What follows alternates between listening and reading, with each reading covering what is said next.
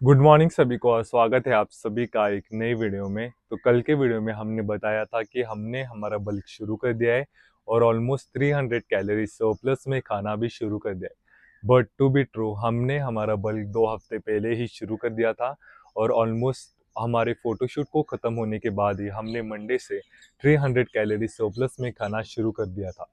But initial days पर हमने बहुत ही सारे चीट मील्स को कंज्यूम करा। तो यूजुअली जब आप एक लॉन्ग टर्म डेफिशिएट को फॉलो करते हो, आपका जो ग्रेलाइन हार्मोन है वो आपको एक पर्टिकुलर वेट पर पुश करने के लिए आपकी हंगर को बढ़ाना शुरू कर देता है।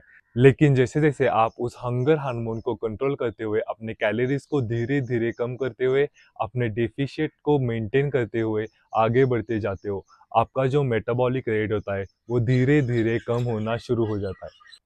तो जब आप एक डेफिशिएट कैलोरीज में खाने के बाद जब आप सरप्लस में खाना फिर से शुरू कर दोगे, आपका जो मेटाबॉलिक रेट है वो धीरे धीरे बढ़ना शुरू हो जाएगा, जिसके वजह से आपका जो हंगर हार्मोन है वो भी धीरे धीरे बढ़ना शुरू हो जाएगा और वो आपको उस पर्टिकुलर वेट पर पुश करना शुरू कर देगा, जिसके वजह से आपकी बॉडी में अननेसेसरी फैट स्टोर होगा और आपके बल्क में आप मसल की जगह बहुत ज़्यादा फैट को स्टोर कर लोगे। जब मैंने इनिशियल डेज पर कैलोरी सरप्लस में खाकर भी बहुत सारे चीट मील्स को कंज्यूम करा, मुझे मेरे वेट में कोई भी डिफरेंस नोटिस नहीं हुआ।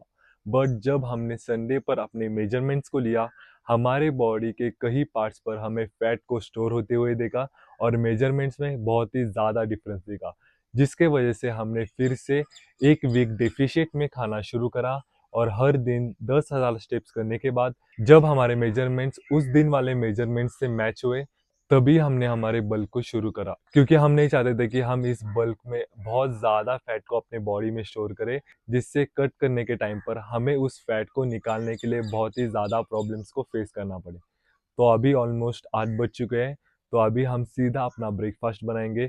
फ्रेशन अप होने के बाद हम सीधा अपना क्लास अटेंड करने जाएंगे और उसके बाद प्री वर्कआउट मील लेने के बाद हम सीधा जिम के लिए निकलेंगे। और आज के दिन पर हम अपने लोअर बॉडी को ट्रेन करने वाले हैं, जहाँ पर हम अपने कॉर्ड्स पर ज़्यादा फोकस करेंगे। सो सीधा आपको जिम में मिलते हैं एक अमेजिंग लेग वर्कआउट के साथ। So stay tune and keep watching. So usually हम लेग्स को वीक में 2 बार ट्रेन करते हैं, इसलिए हमने सारे एक्सरसाइज को इक्वली डिवाइड करके हर दिन एक मसल को ट्रेन करने का डिसाइड करा है। जैसे डे 1 पर हम अपने कॉर्ड्स मसल पर ज़्यादा फोकस करेंगे और डे 2 पर हम हमारे हैमस्ट्रिंग्स पर ज़्यादा फोकस करेंगे। और इन दोनों दिनों पर हमने आइसोलेशन मूवमेंट्स पर ज़्यादा फोकस करा है ओवर कंपाउंड एक्सरसाइजेस।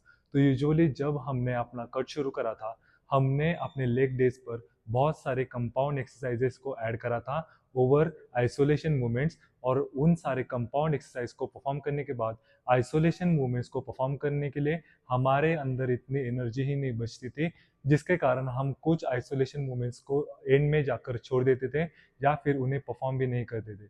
सो इसलिए हमने आइसोलेशन मूवमेंट्स को ज़्यादा प्रेफरेंस दिया है ओवर कंपाउंड एक्सरसाइजेस, जहाँ पर हम डे 1 पर जब अपने क्वाड्स मसल को ट्रेन करेंगे तब हम बस स्क्वाट्स को परफॉर्म करेंगे और डे 2 पर जब हम हमारे हैमस्ट्रिंग्स को ट्रेन करेंगे तब हम डेडलिफ्ट को परफॉर्म करेंगे।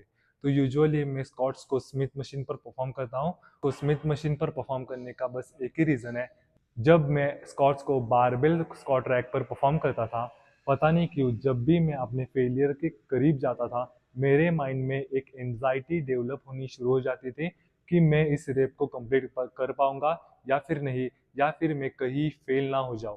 उसके वजह से मैंने कभी भी अपना फेलियर अचीव नहीं किया, जिसके कारण मैंने पिछले हफ्ते फिर से स्मिथ मशीन पर स्क्वाट्स को लगाना शुरू कर दिया है।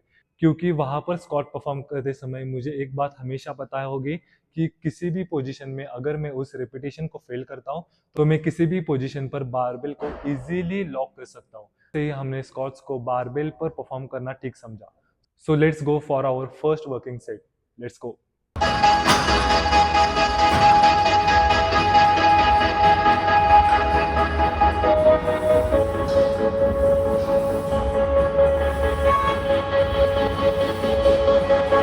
Didn't know how much I would love Santa Barbara, never driven up, but I know that it's gotta be so beautiful. सो जब हमने हमारा कट शुरू करा था, हमने स्क्वाट्स को स्मिथ मशीन पर ही परफॉर्म करना शुरू करा था। बट आखिर के 4-5 हफ्ते जब हमारे कट खत्म होने में बचे थे, हमने बारबेल स्क्वाट्स पर स्विच कर दिया था। उसकी वजह ये थी कि जब भी मैं स्मिथ मशीन पर स्क्वाट्स को परफॉर्म करता था, पता नहीं क्यों मेरे लोअर बैक पर एक अननेसेसरी स्ट्रेस जनरेट होता था, जिसके कारण मेरा जो मसल माइंड कनेक्शन है क्वाड्स को लेकर, वो इतना अच्छा नहीं हो रहा था। उसकी वजह से हमने बारबेल स्क्वाट्स को परफॉर्म करना शुरू कर दिया था। बट जैसे मैंने अभी कहा कि आखिर के वो रेपिटेशंस पर मेरे माइंड में एक डर या फिर एक एंजाइटी डेवलप होनी शुरू हो जाती थी। उसकी वजह से हमने स्मिथ मशीन पर फिर से स्क्वाट्स को परफॉर्म करना शुरू कर दिया था। सो पिछले हफ्ते हमने ऐसा ही डिसाइड करा कि जो भी अननेसेसरी स्ट्रेस हमारे लोअर बैक में जनरेट हो रहा है, उसका रीज़न हम ढूंढ के ही रहेंगे। उसके वजह से जब भी मैं अपने स्क्वाट्स को परफॉर्म कर रहा था, मैं हर एंगल से अपना पोस्चर, अपने लेग पोजीशन और हर एक एंगल से मैं अपने स्क्वाट्स को रिकॉर्ड कर रहा था, जिससे मुझे पता चले कि आखिर में मेरी कहाँ पर गलती सबसे ज़्यादा हो रही है। और ऑलमोस्ट सारे एंगल्स चेक करने के बाद मेरा जो पोस्चर, फॉर्म और जो भी लेग पोजीशन थी, वो सारी की सारी ठीक ठाक थी। बट मैंने एक चीज़ नोटिस करी कि जब भी मैं अपने स्क्वाट्स को परफॉर्म करता हूँ, मेरी जो नेक पोजीशन है वो हमेशा नीचे की तरफ होती है, और तब भी मुझे अपने लोअर बैक पर स्ट्रेस जनरेट होना शुरू हो जाता है। तो उसके बाद से हमने नेक पोजीशन को ऊपर रखना शुरू कर दिया, जिसके कारण हमारे बैक में कोई भी अननेसेसरी स्ट्रेस जनरेट नहीं हो रहा था। उसकी वजह यह है कि अगर आप अपने लोअर बैक पर एक थोड़ा सा हाथ लगाओगे और अपने नेक को नीचे की तरफ लोगे, तो आप ऐसा फील करोगे कि आपकी जो लोअर बैक है वो थोड़ी सी ओपन अप हो जाएगी। उसके वजह से आपके लोअर बैक पर स्ट्रेस जनरेट होना शुरू हो जाता है। और जब आप अपनी नेक पोजीशन ऊपर की तरफ रखोगे, आपकी जो लोअर बैक है वो अंदर की तरफ एंगेज हो जाएगी, जिसके कारण आपके लोअर बैक पर कोई भी अननेसेसरी स्ट्रेस जनरेट नहीं होगा। So we are done with our first set. Let's go for second and third. Let's go for it. That's where you were born. Long brown hair that your mom doesn't like. You got a moon tattoo that you don't even hide. You're so unusual. Haven't met someone like you before. Wanna be that guy that's making it hard for you to sleep at night. I want you to call me when it's getting late. You could tell me anything. From time to time you give me the smallest look behind your eyes, and baby it's almost like you need someone. I promise I can be someone. From night to night it's taking you longer when you say goodbye, and baby it's almost like you need someone. I promise I can be someone. I've been carried away, trying to get inside your brain. And what do you know? Do you live alone? And do you pray? And do you believe? So we are done with our squats. Third set में हमें थोड़ा सा support लेना पड़ा, but it's okay. हमें अपने quartz पर tension maintain करा हुआ था, इसलिए वो सेट हम थोड़ा सा काउंट करेंगे। लेकिन अगली बार हम ट्राई करेंगे कि विदाउट सपोर्ट हम उस सेट को एग्जीक्यूट कर पाए। अभी हमारा जो सेकंड वेरिएशन होने वाला है वो होने वाला है लेग एक्सटेंशन। लेग एक्सटेंशन के 3 सेट्स करने के बाद हमें लंजेस के 3 सेट्स लगाने हैं। सो let's go for it. There is a life where it's just you and me and I. We don't need a way, we don't need a sign. It's only you and me and I. तो एक secret tip, अगर आपको आपकी range of motion leg extension पर बढ़ानी है, तो जो भी आपकी सिटिंग पोजीशन होती है उसको ऑल द वे पीछे ले जाओ। जितना ज़्यादा आप पीछे की तरफ जाओगे, उतने ही ज़्यादा रेंज ऑफ मोशन आपको लेग एक्सटेंशन पर देखने मिलेंगी, और ज़्यादा रेंज ऑफ मोशन से आपके जो भी क्वाड मसल्स है वो बहुत ही अच्छी तरह से आइसोलेट हो जाएंगे। अब बहुत सारे लोग कंफ्यूज होते हैं कि उन्हें अपनी फुट पोजीशन कैसे रखनी चाहिए। वो सोचते हैं अगर वो बाहर की तरफ अपने फुट को ले जाएंगे तो वो अपनी इनर थाई को पर ज़्यादा फोकस कर सकते हैं, और वो अगर अपने फुट्स को इन्वर्टेड रखेंगे तो वो अपने आउटर कॉर्ड्स पर ज़्यादा फोकस कर सकते हैं। मेरे हिसाब से अगर आप अपने फुट पोजीशन को स्ट्रेट रखोगे तो आप दोनों मसल को इक्वली टारगेट कर सकते हो और इक्वली ग्रोथ देख सकते हो। So we are done with our first set, और 2 सेट्स लगाकर हम सीधा लंजेस की तरफ बढ़ेंगे। Time to time you give me the smallest look behind your eyes, and baby it's almost almost like you need someone. I promise I can be someone. From time to time, you give me the smallest look behind your eyes, and baby, it's almost like you need someone. I promise I can be someone. From night to night, it's taking you longer when you say goodbye, and baby, it's almost like you need someone. I promise I can be someone. Someone to have, someone to hold, somewhere to go when nights get cold. Somebody to love, somebody to be, someone to sweep you off your feet, someone to have, आईला इसका मुंह किधर है? ऊपर first floor पे देख भाई. someone to hold, somewhere to go when nights get cold. Somebody to love, somebody to be, someone to sweep you off your feet. तो यूजुअली मैं वॉकिंग लंजेस की जगह स्टैंडिंग लंजेस को प्रिफर करता हूँ, क्योंकि स्टैंडिंग लंजेस करते हुए आपका जो स्टेमिना होता है और आपकी जो स्टेबिलिटी होती है वो बहुत ही मेंटेन रहती है। वॉकिंग लंजेस करते टाइम आपको बहुत ही ज़्यादा बैलेंस मेंटेन करना पड़ता है, और साथ ही में जब आप इस वेरिएशन को परफॉर्म करते हो, आपका मसल फेलियर की जगह आपका स्टेमिना सबसे पहले गिव अप कर देता है, जिसकी वजह से आप जो भी वो आखिरी के 2-3 रेपिटेशन होते हैं वो आप ठीक से परफॉर्म नहीं कर पाते। और स्टैंडिंग लंजेस की बात करें तो आप हर एक रेपिटेशन और हर एक सेट को फेलियर तक ले जा सकते हो ईजिली। सो अभी हमने हमारा पहला सेट लगा दिया है, अभी हम हमारा दूसरा सेट लगाएंगे।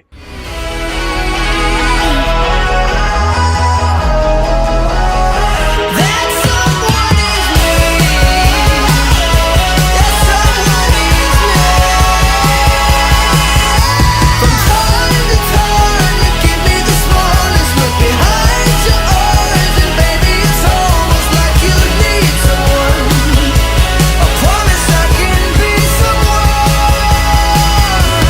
From time to time, you give me the smallest look behind your eyes, and baby, it's almost like you need someone. I promise I can be someone. From time to time, you give me the smallest look behind your eyes, and baby, it's almost like you need someone. I promise I can be someone. From night to night, it's taking you longer when you say goodbye, and baby, it's almost like you need someone. I promise I can be someone. तो lunges के 2 sets लगाने के बाद हमने leg curl के 3 sets लगाए। अभी बस हमारे 2 ही वेरिएशन बचे गए, वो है एडक्टर्स और अपने काफ्स को ट्रेन करना। हमारे जिम में एडक्टर्स की मशीन नहीं है, बट मेरे लिए excuse is not a choice. मैं किसी भी मसल को ना ट्रेन करने के लिए कोई भी एक्सक्यूज़ नहीं ढूंढता। उसके लिए हमने एक नई वेरिएशन को परफॉर्म करना शुरू करा है, तो अभी हम उसको परफॉर्म करेंगे। उसके बाद अपने काफ रेजेस को परफॉर्म कर हम अपना वर्कआउट खत्म कर देंगे।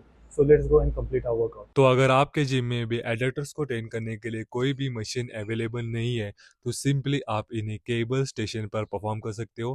केबल स्टेशन पर इन्हें परफॉर्म करने के लिए केबल्स को नी लेवल पर एडजस्ट करो और कुछ इस तरह के अटैचमेंट को लगाकर आप सिंपली इन्हें केबल स्टेशन पर इजीली परफॉर्म कर सकते हो। Someone to have, someone to hold, somewhere to go when nights get cold. Somebody to love, somebody to be, someone to sweep you off your feet. Someone to have, someone to hold, somewhere to go when nights get cold. Somebody to love, somebody to be, someone to sweep you off your feet.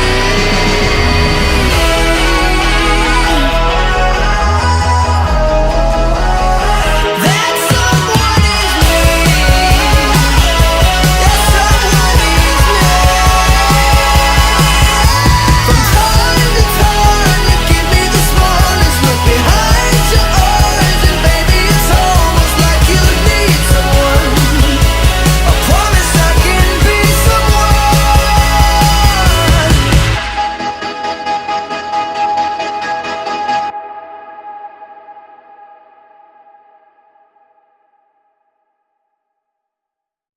We are done with our workout. अभी हम सीधा घर जाएंगे, अपना post workout meal लेंगे जो होगा bread और ऑमलेट, और उसके बाद 9-10 बजे हमारा जो बचा हुआ चिकन और राइस है हम उससे खाएंगे। So let's go home and we are done with our workout. Bye. So we are back home. तो अभी हम हमारा पोस्ट वर्कआउट मील खाएंगे जो होगा ब्राउन ब्रेड और 3 एग ऑमलेट्स। तो यूजुअली ये मील मैं अपने ब्रेकफास्ट में खाता था। तो सुबह ऑलमोस्ट मैं 3 मील खाता था और उसके बाद वर्कआउट करने के लिए जाता था। बट वर्कआउट से आने के बाद मुझे बहुत ही ज़्यादा भूख लगती थी और ऑलमोस्ट 5 बजे वर्कआउट से घर आने के बाद अगर मैं अपना जो बचा हुआ आखिरी मील है उसे खा लेता था तो ऑलमोस्ट 2 घंटे बाद मुझे बहुत ही ज़्यादा भूख लगती थी और मेरे जो चीट करने के चांसेस है वो बढ़ जाते थे। इसके वजह से सुबह के 3 मील में से हमने एक मील को अपने वर्कआउट के बाद खाना प्रीफर करा, जिससे हमारा पेट थोड़ा सा भरा रहेगा और ऑलमोस्ट 8-9 बजे हम हमारा जो बचा हुआ आखिरी मील है उसे इजीली कंज्यूम कर पाएंगे और जो भी हमारे चीट करने के चांसेस होंगे वो बहुत ही कम हो जाएंगे। तो आज का वीडियो यहीं पर ही खत्म करते हैं। अगर ये वीडियो आपको पसंद आया होगा तो प्लीज लाइक करना, अपने दोस्तों के साथ शेयर करना। अगर वीडियो रिलेटेड कोई भी इम्प्रूवमेंट सजेस्ट करनी हो तो कमेंट सेक्शन खुला है, वहां पर कमेंट जरूर करना। और अगर आप चैनल पर नए हो तो सब्सक्राइब जरूर करना। तो मिलते हैं जल्दी आपको एक नए वीडियो के साथ। तब तक के लिए keep watching and keep flexing. Bye.